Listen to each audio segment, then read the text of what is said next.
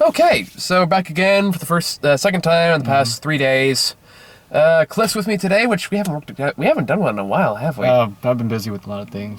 So we all have. That's understandable. I think the last one we did was Kick-Ass 2, wasn't it? I think so. I think Okay. it was Kick-Ass 2. So anyway, Cliff's with me today, and we are here to check out Ender's Game, which is the new sci-fi movie with Harrison Ford, and I thought it was pretty good. Yeah, I mean, I didn't really know a whole lot about the movie. I mean, I just know it was based off like one of those young adult teen, what do you call it? I'm not sure. Novels or I'm something not like sure that. I classify the book in that category, although I don't know much about it, to be frank. But I know it has a wide fan base. Yeah. But I've heard that like a lot of material in the book is it's kind of very hard to adapt things, and I can see where those kind of places were, and I can also kind of see the parts where they kind of had to like shrink it down. Yeah.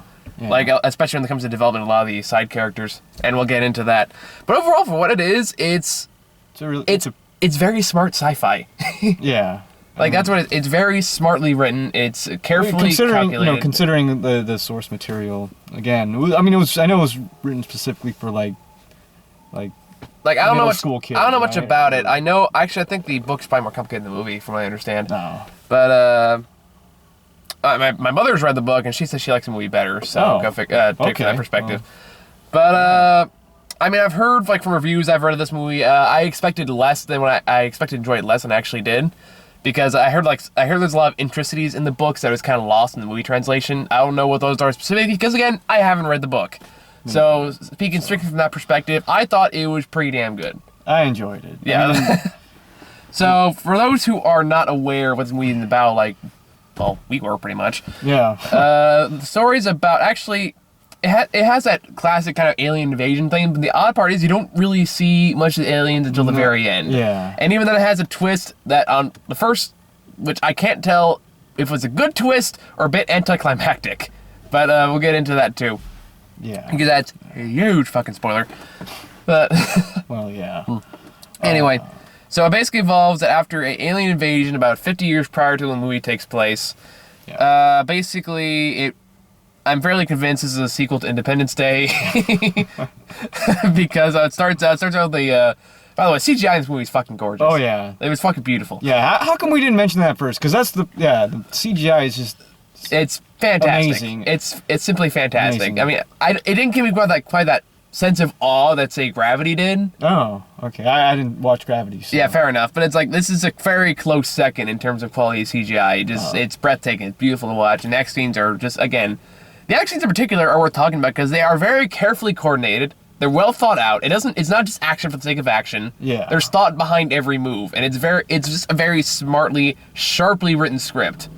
Yeah, go ahead. I was going to say, like, I definitely like how you're saying it's a smart. It's smart. It is smart like sci-fi movie. Yeah, you're right. Because it's not it's not like a brainless action movie. I mean, it's not like After Earth where they pretend to be smart or really it's stupid as all fuck. Yeah. But that's like, no, it's making its choices carefully. Like every decision you can see that's made in the part of the characters, and I don't know how much from the book and what isn't, but it's like it's all carefully chosen. Like every little, it's all tactical. Yeah. And like the.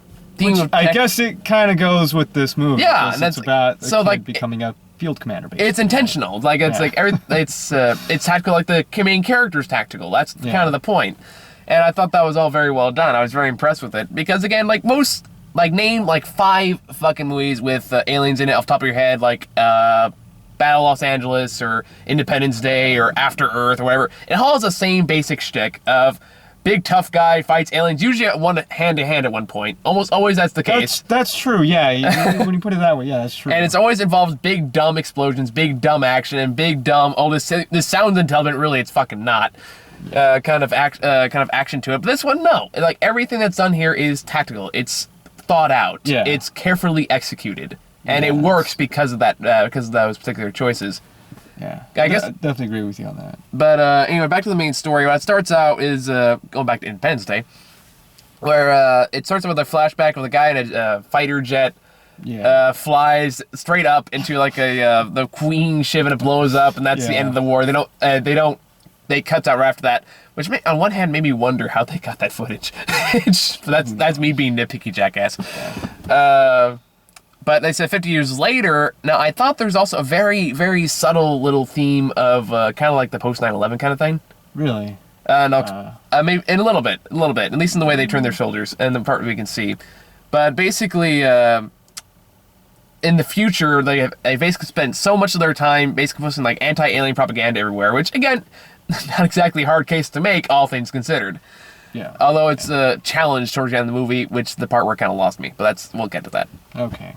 All right. But basically, they started recruiting children soldiers, so they believe are like the future of the military. Although it's never really explained what makes a child brain different from the adult brain. They did mention like kids are able to. I guess they're able to learn things quicker or adapt. Maybe that's what it is. They mentioned it. They mentioned it. I got kind of a Halo vibe out of it. I don't know about you.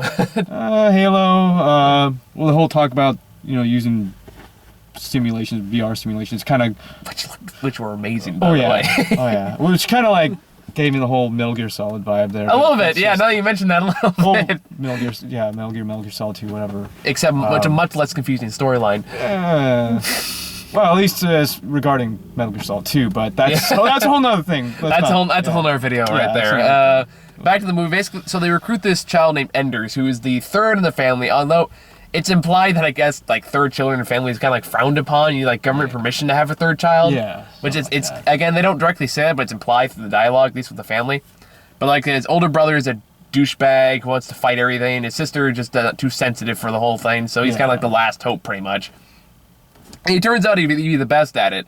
Now the reason I bring up the post 9/11 thing, and I'm touching up some tough topic here, I admit, but basically through the boot camp process, the initial boot camp, they have like a monitor program into their brains. Yeah. Basically, so that they can see everything they're doing, and they make a specific point of privacy rights. I've been like reading stories and stuff like that. They make it sound like it's a normal thing.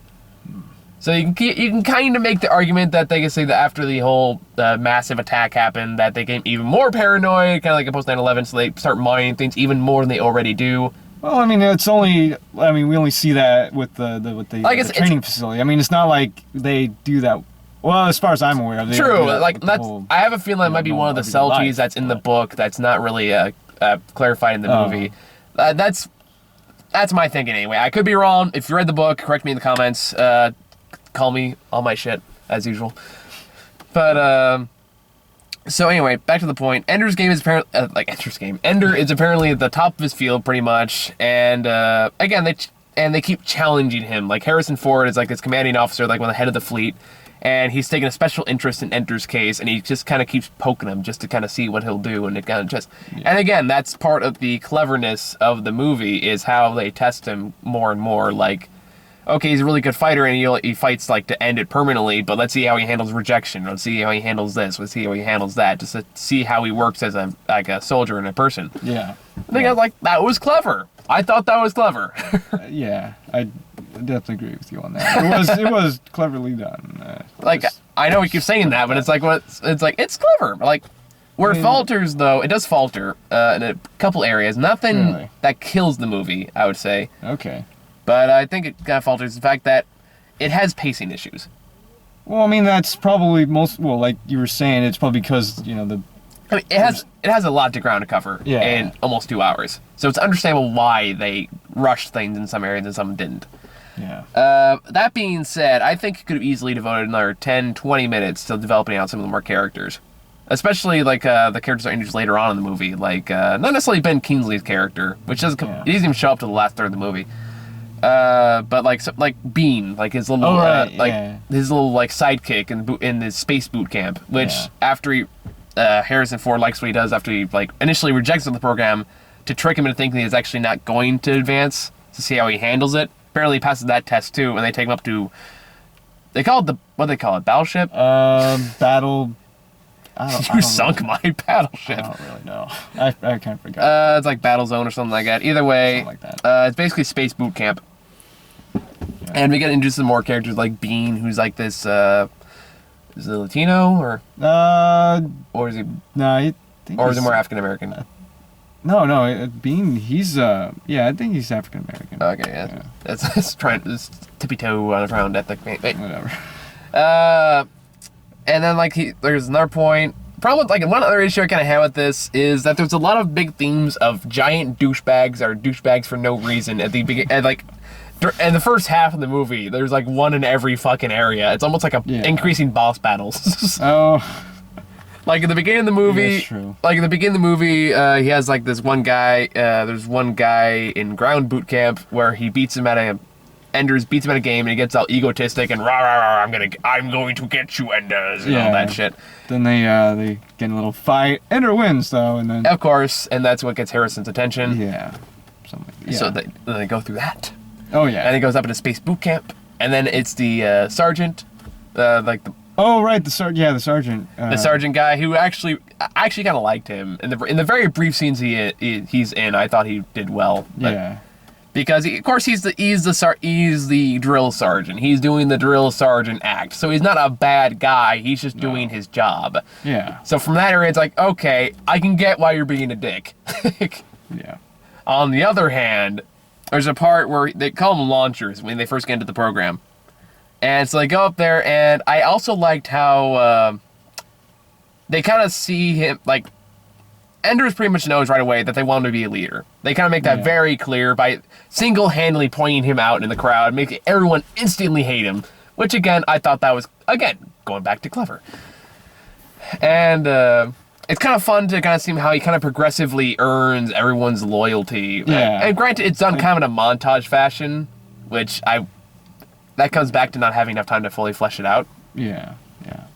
But I know I'm doing most of the talking here right now. I don't know. I mean, I really don't have much to say. Again, because like, I mean, I've never really read the book, so I can't really throw in my 2 cents on that. And B, well, I mean, I don't know. I mean, I just, the movie kept me engaged throughout. I mean, hell, I didn't even notice, the time flying by until. Yeah, I was kind of the same way. Like at the first few minutes, I was like, it kept me into the story. It just kept me into the movie or whatever. At first, you had my curiosity, but now you have my attention. Oh, overused quote, but I like it. Anyway. All right, but no, I just I was just saying like. The story just totally sucked me in. I was just totally absorbed. So it's like, I was able to really enjoy it. Yeah, I was kind of the same. I was kind of the same way. Like, I wasn't sure what to think about the first, 10 minutes or so, but it's like, overall, it's like, okay, winning me over. And it just kind of kept going. That's how I felt. It's like, that's exactly how I felt, when, they started introducing these characters and, they just kept, as the story progressed, I'm like, oh, okay, this is actually kind of cool. I'm liking the characters, even like the, even the douchey characters, like Bernard. Oh, that guy. That one, that's kind of goes back in the area of things I wish they kind of fleshed out a little bit more, because the whole point of that Bernard character is supposed to start like a douche, but Enders, when he becomes a leader, kind of transforms into like a good, one of the best soldiers. But we don't really get to see that happen. Yeah. We're just kind of told that it happens. And that kind of bothered me a little bit. Not to a great extent, but especially since he pops up in the very last third of the movie, even Bean had more development than that. Yeah, that's true. But that's something that bothered me from a character standpoint, because as everyone who's watched the channel knows enough that I am huge on characters. Like, if you have the most brilliant script ever, fine. If you don't have interesting characters, I'm probably going to hate it.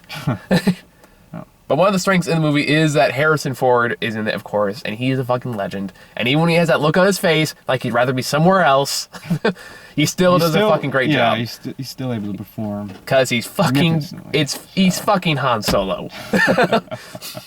It's fucking Harrison Ford. What more do you really want? Yeah. And even the kid who's the main kid. I don't remember his name. Yeah, he's been in a couple of other things. But yeah, he really outdoes himself here. Oh yeah. So it's like, again, I think hell of a performer. This kid's going places. I have a strong faith in that. Like, and I want to see what he's gonna do when he gets older. Because quite frankly, if he's just good now, let's wait till he does when he actually has, experience. Yeah.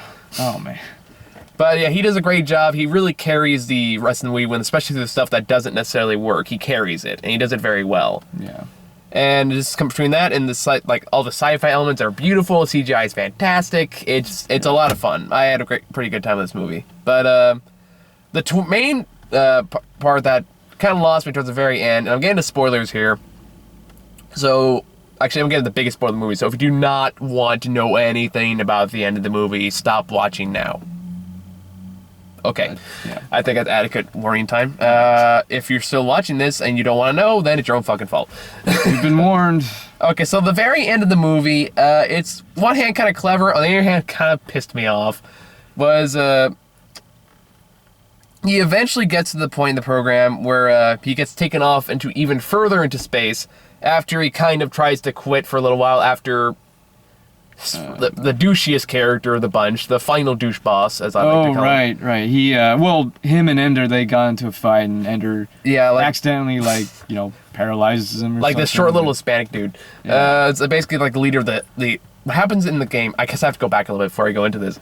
But in the space program, there are different teams. Every team has to like fight every day to it's almost like a tournament kind of thing. Yeah. In this battle arena, which is all zero gravity. Which again, that was wonderfully realized. It's worth noting that all those scenes of that look fucking gorgeous. It was fucking amazing. It was. But there's one guy. You know immediately that he's like the bad guy because they don't really make much effort to really make him any form of sympathetic whatsoever. Yeah. As soon as he goes there, he does that macho thing. He's like, I don't like you, rah rah rah, that shit, which I fucking hate.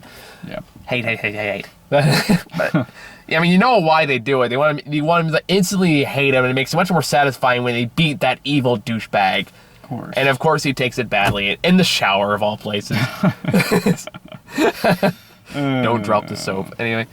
But of course he's like, this fucking character really got on my nerves for that reason. It's like, dude, tone it down. We get it. You're a dick. Yeah. Can we please move on to other topics? But he does that alpha male bullshit until inevitably they give Enders his own team pretty much, which is full of misfits. You have to train them. You can make a whole movie based on that alone. Yeah. It's condensed into 20 minutes. That's the kind of shit I'm talking about, though, when they say, when they, I'm talking about, rushed pacing, is that, 20 minutes could have been spent on a Disney-esque sci-fi adventure where Enders takes this group of misfits and turns them into the unstoppable team. Yeah. Well, again, it's time, Yeah, again, I'm glad they didn't, because that would have made the movie terrible, more than likely. Because it's like, I have to make this group of Latin American teenagers believe in themselves and all that cliche nonsense. Right. But they aren't all Latin American, by the way. I'm thinking of the most obvious cliche I'll think on top of my head. Okay. But all right. Anyway, so of course they win. They fight. He kicks the guy and he actually bonks his head, and he basically ends up paralyzed for life. Or in a coma, whatever. Choose never seen again in movie cliche that you could think of, other than dead. Yeah.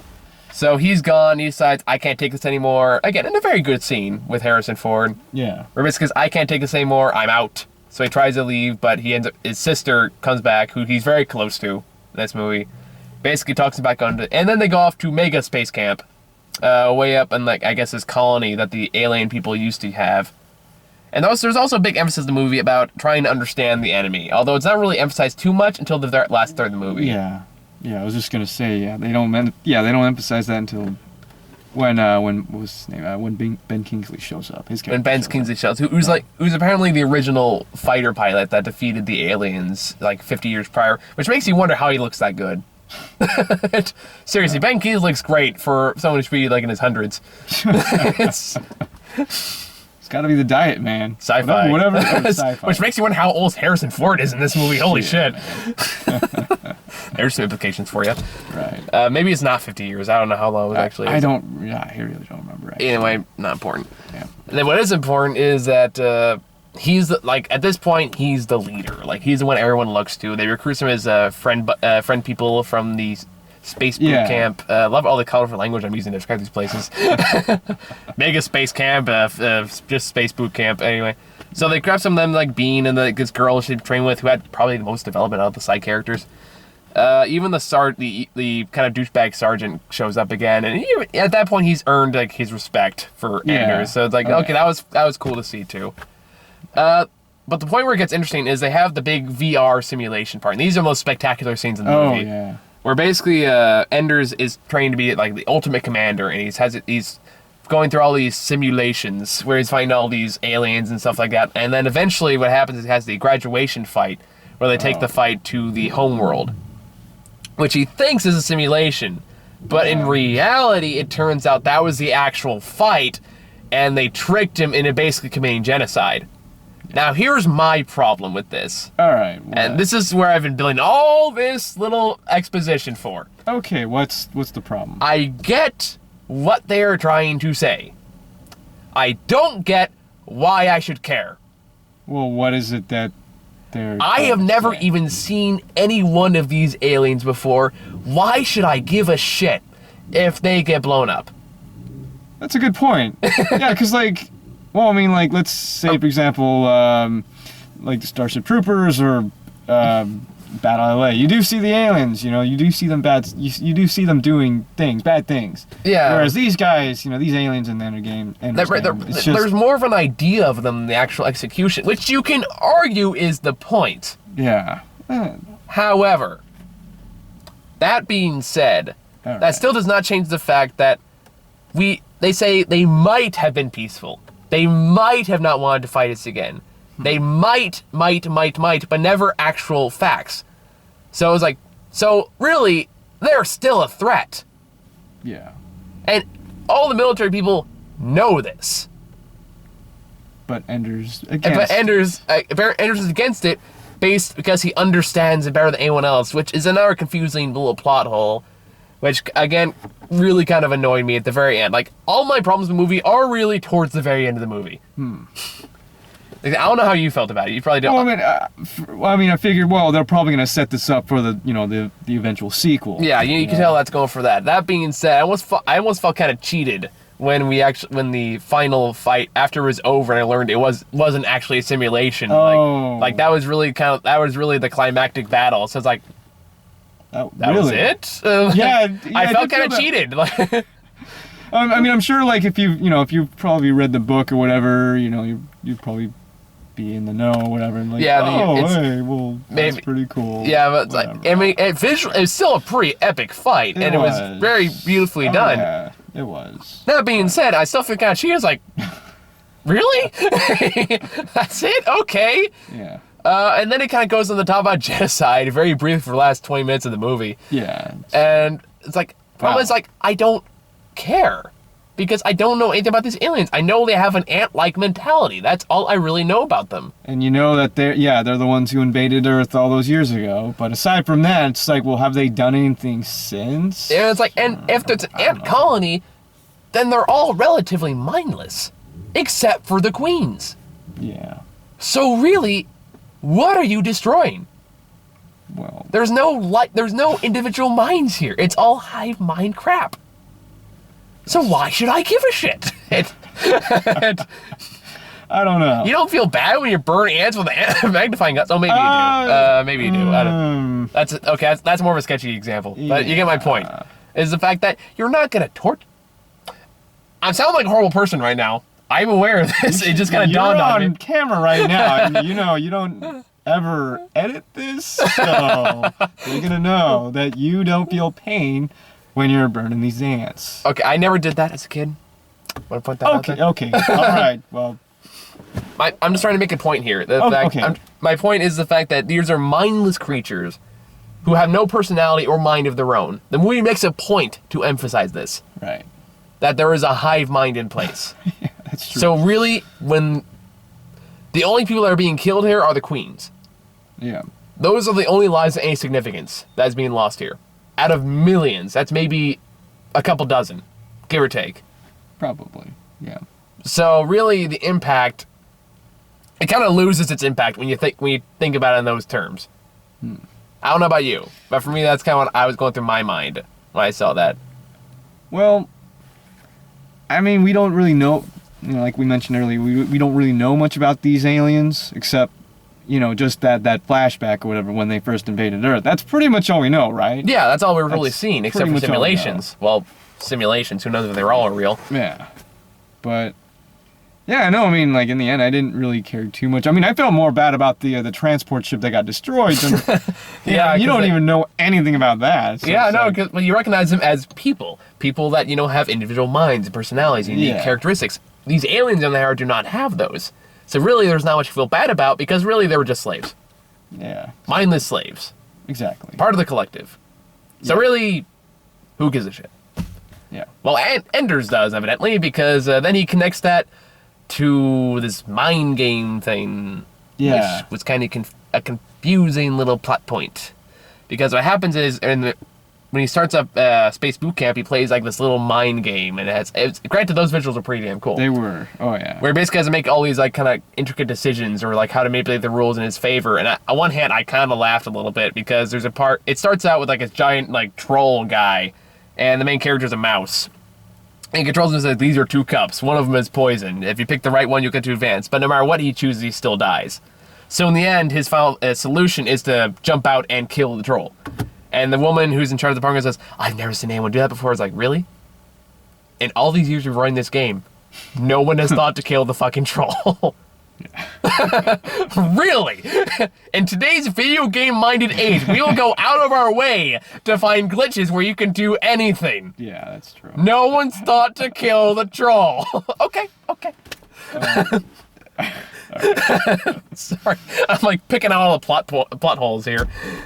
But and then after that, it goes on this weird psychedelic acid trip, where like there's a castle that collapses, and his sister's in this giant pod thing, and then his brother appears, and all that shit. And somehow in a way it's never really explained, it's almost like kind of glanced over, that was really like the queen on the mega space camp trying to communicate. Yeah, oh that's right. Yeah, the alien appears in his dream, and it's like that's talk to him or something. And that's never really explained. It kind of brings up a lot of other questions, like why has nobody else tried this? Why has it never been done before? How is she communicating with the game? How is she doing this? Like there's so many unanswered questions this last 5 minutes. Yeah, which probably will be explained in the next movie. Probably. Either way, the movie ends where he finds the queen literally in their front yard.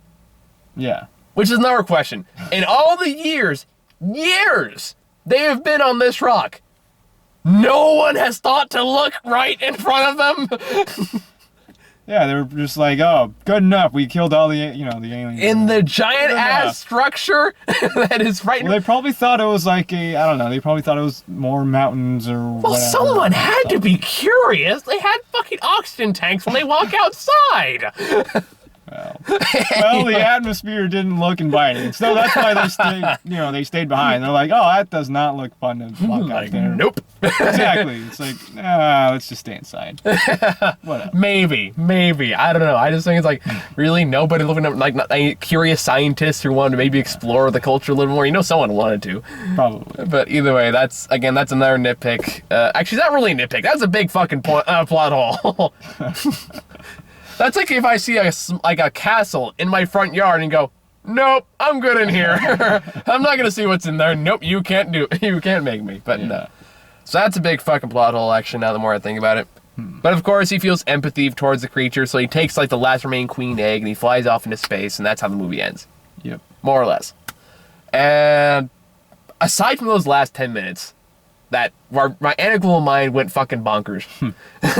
Everything else in the movie's pretty damn good. Yeah, overall, I mean, I enjoyed the movie, I was engaged with the story. I mean, I cared about the characters for the most part, and I mean, like, this is coming from somebody who, has never read the books before, who's never really paid attention to the trailers. So take it from that grain of salt. This is more than we expected. Yeah. And B, we've never read the books. We don't know what is in the book and it's cut out, or what's in the movie that wasn't in the book. So take from that perspective as well. I'd be curious to see what the differences are, though, for those who have read the books, and maybe you can talk about it in the comments if they're interested. But until we go to final thoughts, I guess we move on to trailers. All right, so there was the that Tom Hanks movie. Yep, Saving Miss Banks, which I actually saw this one with Patrick a couple days ago, and I got the name wrong. I thought it was Saving Miss Poppins, but no, it's Saving Miss Banks. Either way, that one looks interesting.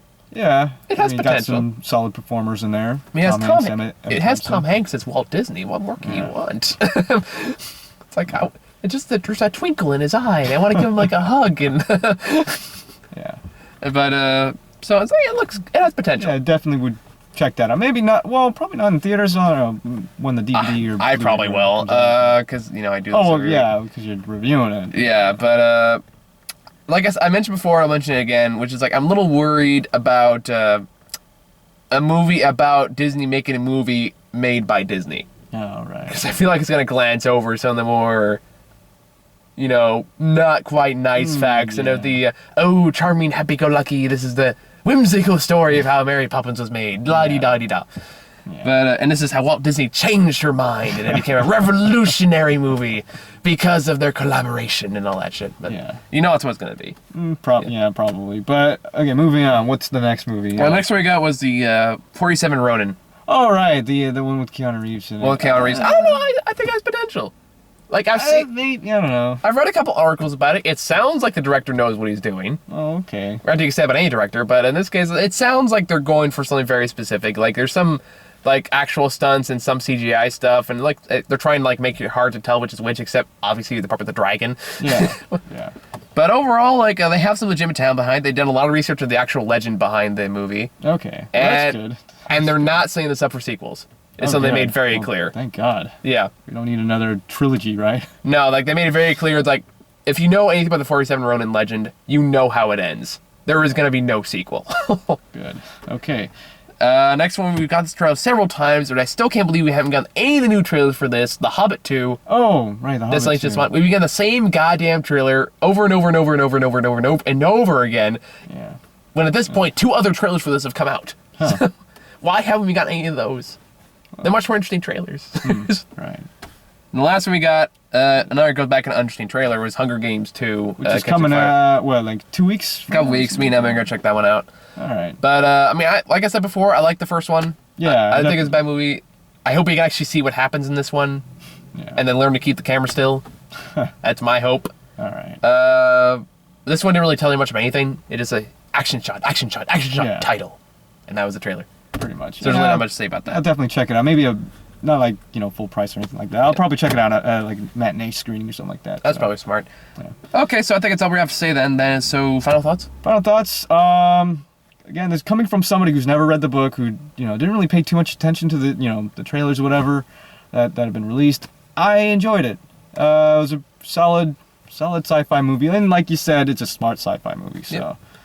I would agree. The script is clever, and it's very well thought out. It takes so much from a tactical mind, and it's the main focus, and it delivers that well. There's some solid performances from the actors. Yeah. Excellent performances from not only Harrison Ford, but the main kid, too. Yeah, whatever his hell his name is. I sincerely hope that he gets a really good career after this, because I think he's earned it. Oh, yeah. And, yeah, from movie, again, I kind of expected nothing but a standard sci-fi romp here. I walked away pleasantly surprised. So can't wait for the sequel, right? Yeah. Hopefully a sequel will be good. I mean, I know it's a book series. There's more than one. Yeah. So more than likely we'll get a sequel. All right. Well, of course they set it up for a sequel in that last shot there. Yeah. Well, I mean, yeah, but that's partially because of the books too. More source material. Milk it. Right. I don't know why I'm doing sewing motion for milking, but anyway. Okay. All right. Well, that's pretty much it then, right? Yep. So yeah, we'll be back next week with Thor 2, and that's the priority. One movie I really want to check out, but it's not going to drag somebody to go see, which is 12 Years a Slave, which is going to get an Oscar nominated all across the board based on what I've heard about it. Oh, yeah. And it looks like a great movie, so we'll try to check that out when we can. The priority for next week, though, is Thor 2, and whatever else is coming out that week. Who's reviewing that? Me and Sarah are doing that one, I think. So, okay. I tried to get Trey to do it, but he was like, no, I hated the first Thor. I'm not seeing the sequel. So wow. That's probably the best. Even though he looks just like Thor, we've all pointed that out, and he knows it, and I can't tell if he's annoyed by it or he just embraced it. Either way, that's all we got. So see you all next week. Later. Yep. See ya.